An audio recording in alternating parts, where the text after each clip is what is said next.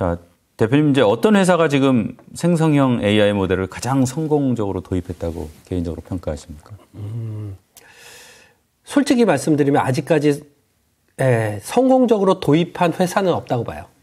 그러니까 이거를 만든 회사들만 이슈가 되고 있고요. 도입은 지금 다 시험대에 올라와 있습니다. 네 가지 사업 모델로 지금 생성형 AI가 이제 이 시장에 돈을 벌고 있는데요. 일단 첫 번째는 생성형 AI를 만드는 친구들이에요.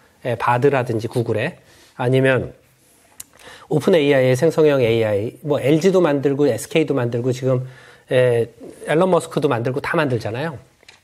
이렇게 만들어서 시장을 창조해 가려고 하는 친구들이 있고요. 그 다음에 두 번째는 기존에 지배하고 있는 서비스가 있는 친구들이에요. 그러니까 삼성의 갤럭시 이런 폰에다가 생성형 AI를 붙여서 놀라운 경험을 만들어주면 사람들은 더 갤럭시 폰만 쓰겠죠. 이런 식으로 내가 가지고 있는 서비스에 생성형 AI를 그것도 1등 서비스에 붙여서 격차를 벌리려는 친구들. 요렇게 지금 시도들을 또 하는 부류가 있고요. 세 번째가 스타트업들이에요. 뭐 예를 들어서 Be My Eyes 뭐 이런 회사가 있거든요. 서비스가 있는데 시각장애인한테 내가 폰을 들고서 이렇게 가면 이 폰에서 여기를 다 읽는 거예요. 뭐 글씨가 있으면 글씨가 읽고 그 다음에 도로가 있으면 도로를 읽어가지고 시각장애인한테 설명을 해주는 거거든요. 이런 스타트업이 나왔는데 최근에는 메타라는 기업이 이걸 선글라스로 만들었죠. 그래서 선글라스를 끼고서 가면 이걸 멀티모달이라 그러는데 텍스트만 읽는 게 아니라 전체적인 그림이나 영상, 이미지를 다 읽어가지고 다 이해를 해서 저하고 소통을 하는 거죠. 그리고 심지어는 이게 인터넷에 연결되어 있으니까 친구들한테도 내가 지금 어디로 가고 있는지 이런 것도 다 알려주는 거예요. 그러니까 스타트업들은 기존에 없던 서비스를 만들어서 새롭게 놀라켜주는 이런 세상을 또 만들기도 해요. 근데 제일 마지막에 아까 제가 처음에 말씀드린 제일 큰 시장은 여기인데요. 기업 내부의 생산성을 올리는 거. 이거는 너무 주제가 많거든요. 그러니까 뭐 재무 쪽도 있고 HR도 있고 영업도 있고 마케팅도 있고 각 분야별로 지금 비효율적으로 일하고 있는 것들은 우리가 다 알고 있거든요. 여기에 생성형 AI를 붙여서 효율을 높이는 이거를 도와주는 회사들, 그 다음에 이걸 적용하는 회사들, 여기가 아마 가장 큰 시장이 될 것 같습니다. 예, 과거 역사를 보면 이제 새로운 기술이 등장할 때마다 어떤 종류의 저항이 있었어요. 하지만 이제 결국 인간이라는 게 그 변화에 적응하고 그 변화를 올라타서 역사를 변화시켜 왔다고 봐요. 이 새로운 기술이 등장했다는 건 결국은 이제 새로운 일을 해야 되는 때가 됐다. 이런 의미일 수도 있을 것 같은데. 이런 일반 개개인이 챗GPT로 대표되는 뭐 생성형 AI. 어떻게 활용하면 좋겠습니까? 일반 개인은 사실은 챗GPT나 이런 기술이 나오면, 우리하고는 상관없는 거다. 이렇게 생각들을 많이 할 거거든요. 근데 저는 그렇진 않고요. 이렇게 보시면 돼요. 우리 인터넷 안 쓰나요? 안 쓰는 사람이 아무도 없잖아요. 그런 것처럼 생성형 AI를 안 쓰는 사람이 아무도 없어질 거예요. 그러니까 그러면 뭘 해야 되지라는 생각을 하잖아요. 일단 첫 번째는 진짜 뭘 해야 될지 아무것도 모르겠으면 그냥 기다리세요. 왜냐하면 돈을 벌고 싶은 사람들이 그 뭘 해야 될지도 모르는 사람들한테 이해시키고 그 사람도 아무것도 준비가 안 된 사람이 쉽게 쓸 수 있는 방식으로 접근하기 위해서 다가올 거예요. 그게 첫 번째로 다가온 게 챗GPT예요.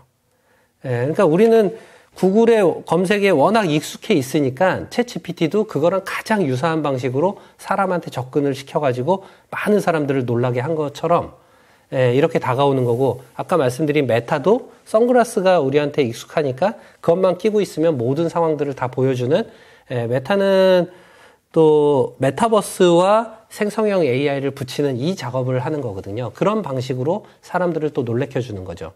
그리고 기업에서 우리 파워포인트, 엑셀 이런 거 그냥 다 다루고 있는데, 엑셀을 잘 다루는 사람들은 함수를 되게 잘 쓰거든요.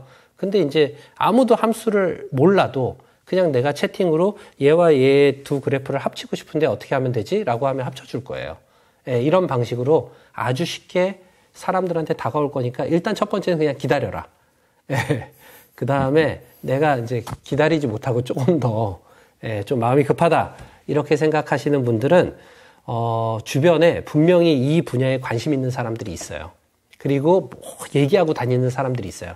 그러니까 학교에서도 공부 잘하는 애들하고 친해지면 공부 잘하게 되잖아요. 예, 인공지능 잘하고 싶으면 인공지능 잘하는 애들하고 빨리 친해지세요. 예, 그래서 하나라도 더 주워 듣고 그들이 해보라고 하는 거 하나 더 해보고 지금은 그 친구들이 어디 있어요? 다 유튜브에 있어요. 예, 그러니까 생성형 AI든 무슨 기술이든 한 번만 쳐보면 유튜브에서 이거 따라해 보세요라는 것들이 너무 많은데 그중에 본인이 마음에 드는 거 한두 개만 따라해 보시면 아마 이 시장이 어떻게 돌아가는지 바로 느낄 수 있다라고 저는 생각합니다. 자, 뭐 너무 많이 아마 들어서 귀에 못이 박힐 지경인데 점차 네. 이게 인공지능으로 많은 직업군이 이제 대체돼서 사라질 거다. 네. 이야기가 나와요. 네. 근데 사실 역사를 보면 늘 또 새로운 직업이 그 이상 생겼어요, 지금까지는. 그렇죠. 최소한. 네. 개개인은 지금 그러면 어떤 역량을 개발해야 되는 겁니까? 저는 본인이 하고 있는 분야의 탑 10% 안에 들어라. 예, 그러니까 상위권 10%, 1%의 사람들은 항상 틀을 깨요. 예, 사고를 할 때도. 그러니까 업무를 줘도 이 친구들, 야, 어떻게 이렇게 했지? 예, 이렇게 하거든요. 그러니까 챗GPT나 인공지능이 못하는 거는 이런 걸 잘 못하는 거예요. 기존의 데이터를 학습하기 때문에 어찌 보면 뻔한 결과를 대답하거든요. 예, 그렇지만 상위권에 들어서 어떤 분야든 상위권에 들어서 틀을 깨는 사고를 하는 사람만 되면 절대 사라질 수 없는 대체 불가능한 사람이 될 거고요. 두 번째는 이 친구가 인공지능을 잘 써야 돼요. 그러니까 내가 탑 10% 안엔 들었는데 인공지능을 못 써. 그러면 또 금방 도태될 거고요. 그 상태에서 인공지능을 도구로서 잘 쓰면 이 친구는 다른 사람하고 격차를 엄청나게 벌릴 거예요. 그러니까 빨리 본인이 잘할 수 있는 영역을 잡는 게 중요하다고 생각합니다. 그러면 이 챗 GPT 같은 생성형 AI 뭐 잘 사용하기 위한 지름길, 방법 이런 거 있습니까? 지금 보면요, 가장 많은 교육이 데이터, 빅데이터 교육, 인공지능 교육 이걸로 너무 많이 뭐 구청마다 다 있고요, 시청, 시군구 전부 다 이걸 공짜로 다 해주고 있어요. 근데 거기서 뭔가 자격증 따면 내가 먹고 살 수 있다. 이렇게 생각하는 거는 저는 똑같다고, 인터넷 검색사 따는 거랑 똑같다고 생각해서 그렇게 가지 마시고요.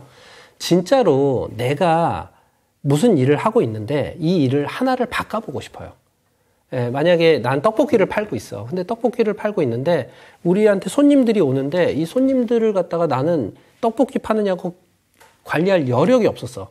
근데 나는 누가 오는지를 한 번쯤 관리해보고 싶어. 이런 내가 지금까지 못했던 생각을 한번 해보시고 이거를 생성형 인공지능이나 뭐 AI나 이런 걸 가지고 어떻게 할 수 있는지를 연구해 보시면요. 이건 다 방법이 있거든요.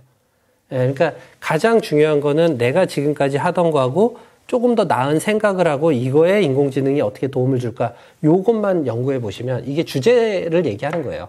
그래서 나에서 인공지능을 써먹을 수 있는 주제를 먼저 생각하고 그걸 도입을 해야 되는데 진짜 잘못 도입하는 방식이 아까처럼 자격증을 따려고 하는 사람, 아니면 프로그램을 배우려고 하는 사람, 아니면 뭐 이거를 학원에 다녀서 아니면 대학원에 가서 이렇게 배워가지고는 저는 그냥 평생 배워도 못 배운다고 생각해요. 그거는 계속 새로운 게 떨어지니까.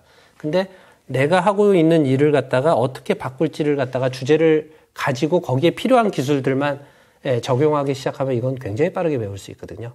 이렇게 갔으면 좋겠어요. 사실은 이제 LG CNS가 네. 제가 알기로는 인공지능 쪽에서는 상당히 이제 앞서 있는 기업인데 네. 그런 기업에 다니시다가 네. 스타트업을 차리신 이유는 뭡니까? 사실 저는 빅데이터라는 걸 2010년 정도부터 했거든요. 예. 그때는 이게 이렇게 커지는지 몰랐어요. 진짜 아무것도 모르고 그냥 저희 임원께서 뭐 빅데이터라는 TF가 있는데 가서 해라. 제가 이제 프로젝트를 끝내고 돌아왔을 때니까. 그래서 그냥 아무것도 모르고 시작을 했어요. 근데 금방 이게 유행으로 끝나고 딴 데로 갈 줄 알았는데 그게 아니라 이 전체가 막 산업으로 커지다가 인공지능이라는 게 등장을 하고 갑자기 챗GPT가 등장하고 점점 커지는 거예요. 그래서 시장이 너무 커지니까 저는 사업은 이렇게 생각하거든요. 가장 커지는 시장에서 해야 된다. 그래서 시장이 너무 커지니까 여기서 사업하면 잘 되겠다라고 생각하고 시작한 겁니다. 근데 LG마크 뛰고 나니까 그렇진 않더라고요. 좀 추워요? 좀 추운 게 아니고요. 그냥 시베리아예요. 그러니까 LG의 이진영을 사람들이 찾았던 거지 그냥 자연인 이진영을 찾진 않거든요. 그래서 그거를 만회하는데 한 거의 7년의 시간이 걸렸던 것 같습니다. 이런 질문도 좀 많이 받으실 것 같은데. 네. 자, 이제 생성형 AI를 활용하는 산업, 네. 어떤 산업들이 좀 앞으로 등장할 걸로 보십니까? 아니 뭐 그거를 적용하지 않을 산업이 없겠죠. 예, 일단은. 근데 순서의 문제라고 생각하거든요. 그러니까 생성형 AI는 아까처럼 뭔가 데이터 덩어리고 그 데이터로 학습을 하기 때문에 이 데이터가 잘 정리되어 있는 데부터 하거든요. 예, 그래서 기존의 제조업이라든지, 그러니까 공정이 명확한데, 예, 이런 데들은, 프로세스가 되게 표준화되어 있고, 그 다음에 A라는 회사나 B라는 회사나 비슷하게 일해요. 예, 그런 데들은 먼저 적용이 될 거예요. 예, 근데, 창의성이 많이 요구된다라고 하는 곳들 있잖아요. 예, 그쪽은, 안 되는 게 아니라, 저는 순서의 문제라고 봐요. 나중에 될 거예요. 예, 사람들이 빨리 쉽게 할 수 있는 것들을 놔두고 굳이 어렵게 갈 이유가 없잖아요. 그래서 빨리 할 수 있는 영역들, 예, 이런 것들을 될 건데, 그런 것도 많이 얘기해요. 판례. 예, 법원의 판례 같은 것들을 검사님들이나 판사님들, 변호사님들 엄청 찾거든요. 특히 변호사님들은 변호를 하려면 판례를 엄청 찾아가지고 봐야 되는데, 일단은 그걸 찾아가지고 비슷한 판례를 갖다 주는 것까지는 생성형 AI가 금방 표준화해서 끝내버릴 거예요. 자, 근데 거기에서 이게 말을 읽어보면 뉘앙스 같은 것들이 있잖아요. 요것도 적용될 것 같고 요거는 안 될 것 같기도 하고, 사실 요거는 아직까지는 사람이 잘해요. 근데 저는 시간이 지나면 그것도 인공지능이 더 잘할 거라고 봐요. 네. 뭐 판례 말씀하셨으니까 그럼 네. 뭐 예를 들어 특허 같은 거 낼 때 네. 선행 특허가 있는지 기술이 있는지 네. 뭐 이론이 있는지 네. 뭐 검색하지 않습니까? 네. 그런 것도 잘할 수 있는 분인가요? 그럼요. 근데 생성형 AI라는 거는 기본적으로 그 특허 모든 거를 다 때려서 넣고 그다음에 학습을 하겠죠. 이 상황에서 찾는 건데, 문제는 뭐냐면 아까처럼 질문을 잘못해서 못 찾는 경우는 있어도 얘가 모르진 않을 거예요. 얘는 이미 학습을 해서 다 알고 있는 거예요. 일론 머스크가 인공지능 생각하면 잠이 안 온다는 얘기를 했어요. 네네. 지금도 유튜브 들어가면 떠 있습니다. 네. 그러니까 이제 인간의 지능을 압도하는 새로운 지능에 대한 일종의 두려움 같은 거겠죠. 윤리 문제 많이 얘기하잖아요. 네. 가장 중요하게 고려해야 하는 윤리 문제는 뭐고, 또 이걸 뭐 어떻게 해결할지, 이거에 대한 생각은 어떤 생각을 갖고 계십니까? 기본적으로 항상 등장하는 윤리 문제들이 있어요. 아까 헐루시네이션이라는 것들에서 기인하는 건데요. 이제 그 거짓말을 하는 거. 예, 그래서 사실이 아닌 것들이 퍼지는 이런 문제도 있고요. 그 다음에 저작권 문제도 되게 세겠죠. 이거는 기본적으로 어떤 데이터를 가져와서 학습을 하고 그걸 그냥 막 주는 거니까. 이런 문제들이 있고요. 그 다음에 저는 사기가 상당히 많이, 그리고 지능화된 사기가 많이 등장할 거라고 생각을 해요. 지금 보면 우리 기자님의 사진이 인터넷에 다 있잖아요. 그죠? SNS도 하시면 다 등장 있겠죠. 예. 그냥 기자님하고 통화 한 통화만 하면 제가 목소리 다 딸 수 있거든요. 그러면 저 같은 경우는 기자님의 얼굴과 그 목소리를 합성을 해가지고 기자님이 한 번도 하지 않은 행동을 했다라고 만들어낼 수도 있을 것 같아요. 예, 그리고 이거를 만들어서 기자님한테 보내겠죠. 예, 되게 나쁜 행동을. 그리고 기자님이 200만 원만 입금을 해주시면 이걸 없애드리겠습니다. 예, 이게 예전에는 이거를 만약에 누군가 한다 그러면 상당히 기술적으로 이제 뭔가 학습되어 있고 준비된 사람들만 할 수 있었는데 초등학생도 할 수 있어요. 사실은 뭐 시각적으로나 재미상으로는 그 범죄자들이 느끼는 재미는 훨씬 더 클 거예요. 자, 그러면 우리는 처벌의 수위를 더 높여야 된다. 그래서 이런 얘기들이 굉장히 많이 나오는 거고, 앨런 머스크도 뭐 잠이 안 온다, 이 걱정이 되죠. 인공지능을 만드는 사람으로서 샘 얼트만도 오픈 AI를 만들었지만 미국 청문회에 가서 자기가 이제 만든 이 챗 GPT가 자기 손을 떠나서 컨트롤이 안 되니까 기구를 만들어서 관리를 해달라 이렇게 부탁을 하잖아요. 그러니까 그런 거 자체가 되게 넌센스인데 자기가 만들었는데 컨트롤이 안 되니까. 근데 제가 아까 말씀드린 대로 몇 번 계속 말씀드린 대로 챗 GPT는 사람이에요. 내가 낳은 자식이 내가 컨트롤이 안 되잖아요. 어느 정도 지나면. 이제 그 지경에 이르는 거예요. 저는 그렇게 보고 있습니다. 사실 이게 지금 호사가들은 좀 궁금해 하는데, 네. 사실 인공지능 알고리즘을 지금 발전시키는데 뭐 가장 많이 공헌을 했다고 하면 역시 구글일 것 같은데. 네네. 근데 이제 시장을 어쨌든 치고 나가고 선점한 거는 마이크로소프트란 말이에요. 네. 그래서 이 마이크로소프트가 챗 GPT, 구글, 뭐 바드, 물론 또 이제 이제 웬만한 이제 이 좋은 기업들은 지금 다 이제 이런 인공지능을 좀 내놓으니까 경쟁이 더 격화되겠지만. 맞습니다. 좌우간 지금 챗 GPT하고 바드의 경쟁.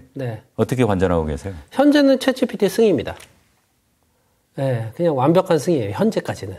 근데 올해 안에 지금 구글이 바드의 다음 버전인 제민이라는 걸 냅니다. 그거는 챗 GPT의 2배 이상을 학습시켰다라고 얘기를 할 거거든요. 그렇게 얘기를 하는데, 이게 나오면 사실 저는 또 놀라운 게 나올 거라고 생각을 해요. 근데 무서운 건 뭐냐면 얘네들의 싸움이에요. 그러고 나면 챗GPT가 긴장해서 또 미친 듯이 이상한 것들을 또 만들어내기 시작하고 그거를 또 구글이 보면서 또 만들어내서 결국엔 탑2 둘이 갈 거예요. 왜냐면 우리나라에서 이거를 따라가는 게, 그러니까 그 전에 먼저 말씀을 드리면 언어 모델로 살아남은 게 이제 검색 엔진에서 전 세계에 4개밖에 없어요. 구글을 중심으로 한 영어, 그 다음에 한국의 네이버, 중국의 바이두, 그 다음에 러시아예요. 이렇게 4개의 언어 모델밖에 없거든요. 그러니까 우리가 굉장히 많은 회사들이 경쟁을 하고 살아남는 게 아니라 지금 생성형 AI는 모든 회사들이 거의 다 만들고 그리고 제일 처음에 잘 만들었던 회사는 메타예요. 메타의 기본 기술을 가지고 챗GPT도 나온 거거든요. 그러니까 이런 방식으로 갔지만 챗GPT가 지금 투자를 13조를 받았고 조만간 130조 정도를 더 모집한다라고 지금 하고 있거든요. 그리고 구글은 당연히 그 정도의 돈이 있기 때문에 그 정도를 쏟아 부을 거예요. 자, 그럼 우리가 네이버가 지금 클로버 X를 오픈하는데 들어간 돈이 한 1조 되고 그 다음에 그걸 유지보수하고 운영하는데 그 이상의 돈이 필요하거든요. 근데 쟤네들은 100조를 쏟아부어요. 그리고 둘이 싸워요. 그러니까 공룡이 막 싸우고 고래가 싸우고 지금 새우들이 터지는 딱 이 상황이 벌어진 거예요. 근데 뭘 봐야 되냐면 그러면 과연 걔네가 100조를 써서 100조를 이상을 벌 거냐. 이거에 대한 물음표는 좀 많이 있어요. 그래서 챗GPT가 만약에 기업으로 다 파고들어서 기업의 모든 회사들이 챗GPT와 API를 연동해가지고 서로 데이터를 주고받으면서 아까 말씀하신 대로 다 연동돼서 돌아가는 이런 세상으로 빨리 간다라고 하면 이 투자가 의미가 있을 거고, 그 다음에 기업 논리는 되게 무섭고 냉철하거든요. 만약에 그만큼 투자를 했는데 빨리 그 다음에 원하는 만큼 돈을 뽑지 못하면 아무리 좋은 기술이라도 다 죽여버릴 거거든요. 근데 저는 기술적인 모델은 계속 가겠지만 과연 챗GPT의 이 채팅형 이거가 계속 갈 거냐 꼭 그렇게 보진 않습니다. 여러 가지 로봇이라든지 뭐 다른 그 다음에 아까 선글라스 뭐 이런데 전부 다 스며들어 가지고 이게 이제 그 비즈니스로 확장될 거고 그 중에서 돈을 버는 거는 오히려 딴 게 더 돈을 벌지도 모르겠다 이런 생각도 하고 있습니다. 우리 이제 이 머니올라 보시는 분들이 뭐 보통 투자하시는 분들이 많아요. 이제 그런 분들한테 오늘 이제 인공지능 얘기를 한 거고. 그래서 끝으로 뭐 시청자분들한테 하시고 싶은 말씀 있으면 듣고 오늘 순서 마무리하겠습니다. 지금 이제 투자나 이런 쪽에 관심이 좀 많으실 테니까 제가 이 인공지능 쪽에서 어떻게 움직이고 있는지를 잠깐 설명을 드리면, 뭐 챗GPT나 뭐 바드나 뭐 이런 것들은 우리가 이미 다 알려져 있는 서비스들이잖아요. 이쪽에 대한 투자 움직임도 있고요, 당연히. 근데 아까 제가 말씀드린 대로 이런 서비스, 인공지능 서비스가 잘 되려면 데이터 정리를 잘해야 되거든요. 그러면 이 데이터를 정리를 도와주는 회사들이 있어요. 그래서 이쪽에서 데이터를 수집해서 정제 처리하거나 아니면 저장하거나 아니면 다른 데이터로 다른 솔루션으로 연결해주는 이런 솔루션의 세상들이 어마어마하거든요. 그리고 특히 큰 솔루션이 있으면 여기에 있는 직원들이 나와서 분사해가지고 또 작은 솔루션들, 기능들을 만들고 자기들끼리는 API라는 걸로 다 연동해가지고 막 같이 성장을 해요, 생태계가. 그리고 재밌는 거는 큰 투자자들이 얘네들을 동시에 다 투자하고 있어요, 이미. 그래서 이 생태계를 다 키우고 있거든요. 그러니까 여러분들이 보시는 게 꼭 우리 눈에 보이는 서비스단에 있는 기업만 보시지 마시고요. 이 뒷단에서 데이터를 처리해 주기 위해서 움직이고 있는 회사들. 제가 볼 때는 100%라 그러면 아직 이 데이터 처리는 0.1%도 안 왔거든요. 인공지능은 모든 기업, 그 다음에 1인 기업까지 전부 진행을 할 거기 때문에 이런 데이터를 잘 처리해주는 이런 분야가 상당히 각광을 받을 거라고 저는 생각하고 있습니다. 우리 보시는 시청자분들이 공부 열심히 하셔가지고 네. 또 각자 뭐 마음에 드는 기업들은 좀 발굴해서 투자했으면 좋겠습니다. 네, 댓글에다 올려주시면 좋겠네요. 자, 오늘 말씀 고맙습니다. 네, 감사합니다. 예.